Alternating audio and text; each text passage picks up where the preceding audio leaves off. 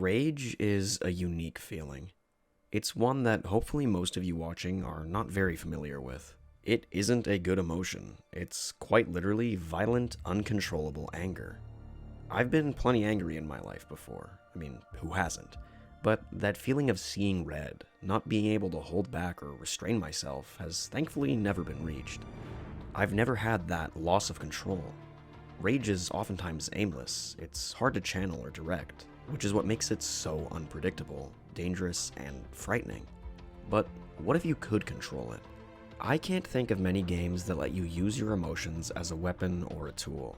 Emotions as a game mechanic are just too hard to implement. The only real example I can think of would be from Super Princess Peach. Rage, in particular, is easy to translate in a cutscene, but much harder to convey in moment-to-moment gameplay. Kratos using Spartan Rage, or Spider-Man losing control and giving into his symbiote suit are both fun, and at least on some level are able to show that the characters are angry.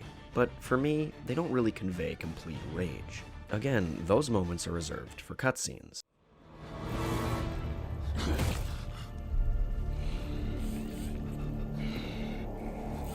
Wow!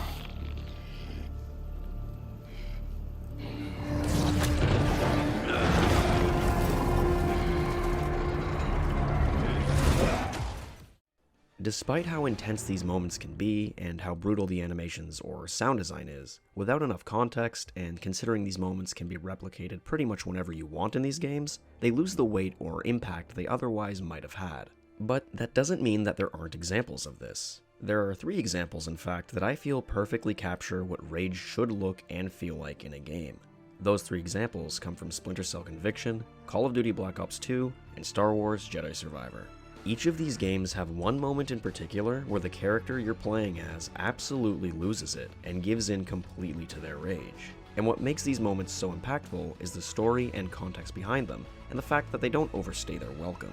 To begin, let's look at Splinter Cell Conviction and see how it handles letting the player use rage as a tool.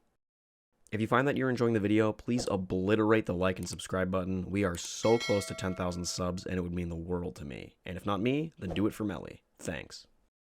I'm sorry, sir, but I'm afraid the office is closed for the evening. I'm here to see Tom Reed. Mr. Reed is currently unavailable, but if you'd like to make an appointment, Mr. Fisher. I used to work here. Security alert. Main power is offline. Emergency power will be online. For those of you who don't know, which may actually be a lot considering the Splinter Cell franchise has been more or less dead for pretty much 11 years, Splinter Cell is a stealth action game franchise started all the way back in 2002 and went strong until its last entry in 2013. The games follow Sam Fisher, a middle-aged ex-Gulf War veteran turned covert operative. He operates within an off-the-books section of the US government called Third Echelon, a covert intelligence agency. The games are traditionally slow-paced, intending for you to creep through the shadows, using all kinds of gadgets and planning to make it in and out of your objective unheard and unseen. Sam Fisher is cold, calculated, and level-headed. Well, at least most of the time. Spoiler for 2 games now over a decade old each, by the way. At the start of the 4th game, Splinter Cell Double Agent, Sam is informed by his oldest friend and handler, Irving Lambert, that his daughter Sarah was hit by a drunk driver. This sends Sam into a depression, and in response, Lambert offers Fisher a mission going undercover in a terrorist organization to help take it down. Fast forward to the end of the game, and Sam ends up having to kill Lambert to keep his cover, and even later he ends up killing another Third Echelon agent for just doing his job, which actually makes him wanted by the government. That second agent that he killed was a revenge killing, because he killed someone that Sam fell in love with, which is pretty stupid, but whatever. This is kind of when the Splinter Cell series sort of started going downhill. Heading into Splinter Cell Conviction, Sam is on the run, and is pretty much aimless with no family and nowhere to go. Sam is eventually put back in touch with another Third Echelon handler who he worked with, Anna Grimm's daughter. Together, the two of them piece together and work on a way to take down a mole working in Third Echelon. It's also important to note that Sam is doing this not because of any allegiance to Third Echelon or even the US really, but rather because Grimm claims that Sarah is in fact alive. In the later half of the game, Sam is back in Third Echelon HQ to gather some necessary info, and it's here that Sam finally learns the truth about what happened to his daughter. For each section, by the way, I'm going to play the scene themselves showing the rage actually take place. You can skip it if you want to, though I wouldn't recommend doing that as a lot of context is lost if you don't see what I'm directly referring to, so stick around.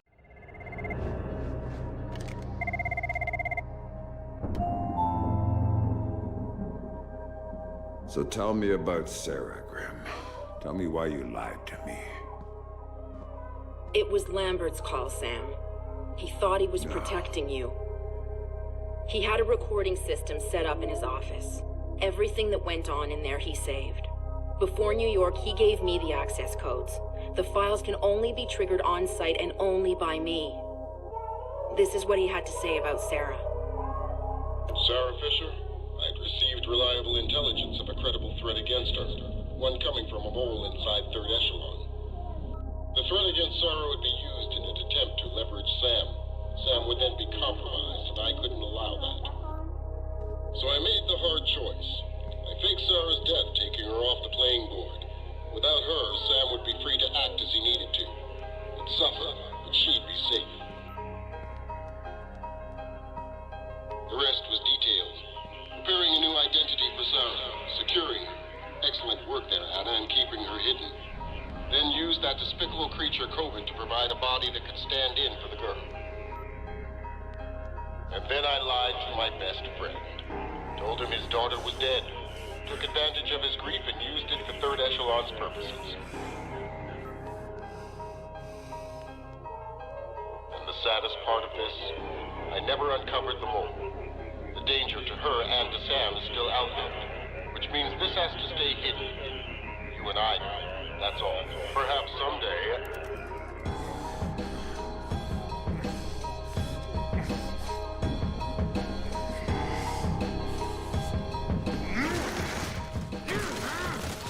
Sam! Sam! Sam, listen to me! Sam! You have to listen to me. What's done is done. But right now, I need you. I need the Sam Fisher I worked with. Haven't you heard? He's dead! Just ask my daughter.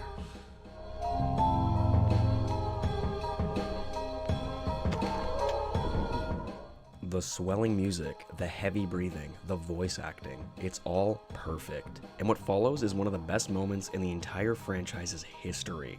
Splinter Cell Conviction, being more of an action game than a stealth game, introduces a feature called Mark and Execute. It allows for Sam to instantly headshot enemies after performing a takedown, before needing to perform another takedown to recharge the ability.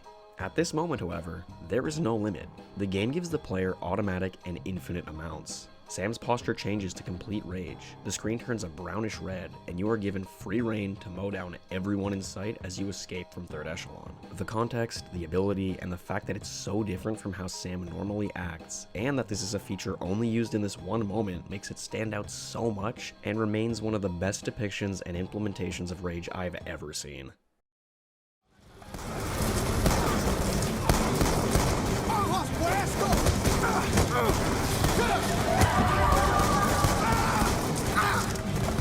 ¡Estoy aquí, Josefina! ¡Estoy aquí!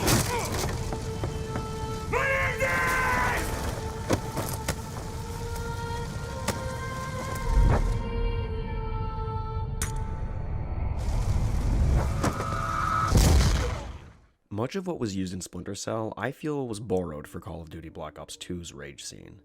In one of the series' most rare moments, you briefly play as the antagonist of the game during a part of Black Ops 2.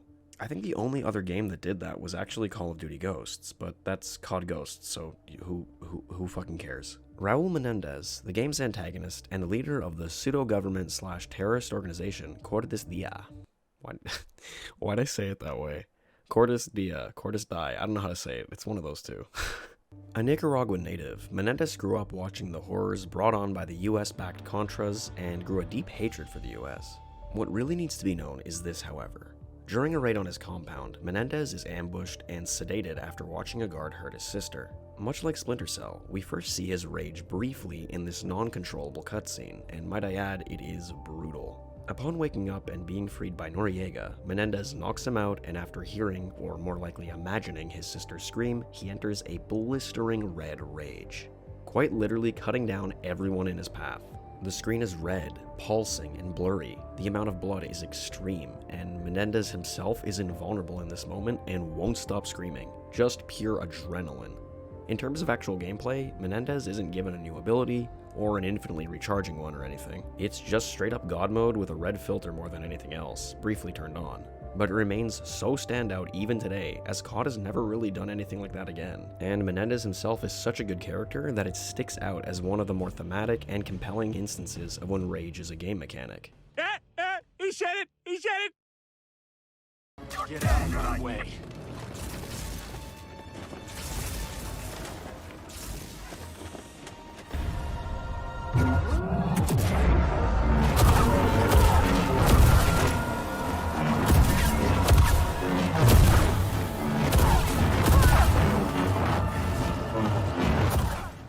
Lastly, I want to discuss Star Wars Jedi Survivor.